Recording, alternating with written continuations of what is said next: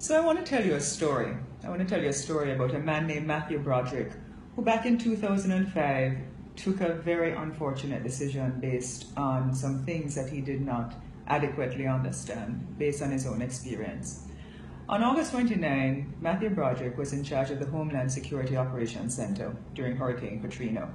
And at that time, when he got 17 reports about the levees being breached, he didn't take the information because his patterns of understanding how to take the decision about things like that had to deal with more reliable information and getting information from sources that he deemed more credible.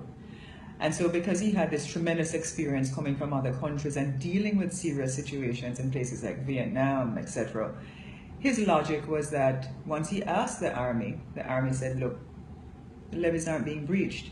And then he watched CNN and saw people dancing on Bourbon Street in the French Quarter. So on August 29, he packed up, issued a statement to say the levees are intact and will keep you updated. Well, I think all of us remember what happened to New Orleans with Katrina because he didn't take the information. And one of the things that he didn't realize, perhaps the seminal red flag, was that New Orleans was below sea level. But that didn't register with him because he had so much experience and so much knowledge. And so something didn't click in terms of asking all the relevant questions.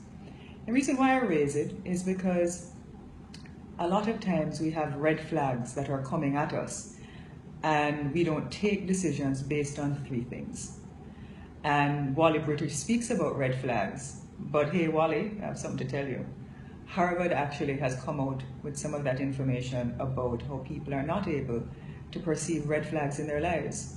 And the three things that they say is, look, one, people can't see the red flags because of inappropriate self-interest. Two, they can't see it because they have distorted attachments. And three, they can't see it because of meaningless memories. So essentially, because of the inappropriate self-interest, you're able to use the information that you gather and make it work because of your own experiences and biases. So you fit the information to work because of the own experiences that you have. And then the other one, which is about distorted attachments, is because you're so attached to doing things in a particular way with people, with experiences, etc., that you're not able to remove yourself from being attached to that and look at another area. And so perhaps you can't see objective analysis. And then the third one, meaningless memories, which they've put out, is to say, look, because you're so accustomed to doing things in a particular way, that is how you remember doing it. And so in the end, the red flag is right there waving in you and staring you in the face, but you don't take the decision because of these three things that you've become so accustomed in the pattern of your lives to deal with. And so perhaps if Mr. Broderick had realized or had just asked some questions and listened to the little people on the ground who were calling in and saying, look, New Orleans is below sea level, you might have had experience in another way, but don't be arrogant about it, he might have actually been able to do things to save the levees from breaking the way they did.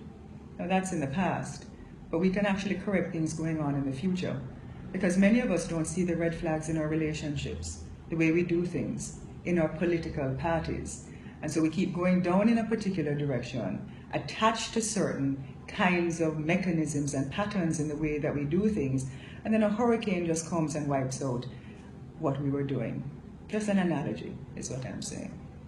And so if you want more information on what Harvard is now saying in terms of emotional intelligence by Coleman, and there are several articles that are now written on red flags and why sometimes good leaders take bad decisions, then go and look it up. I would even encourage Harvard graduates to look it up if you're not able to identify the red flags that are waving right out there and you might not see them because of those three things. So peace out. Have a great week. Lots of love. Bye.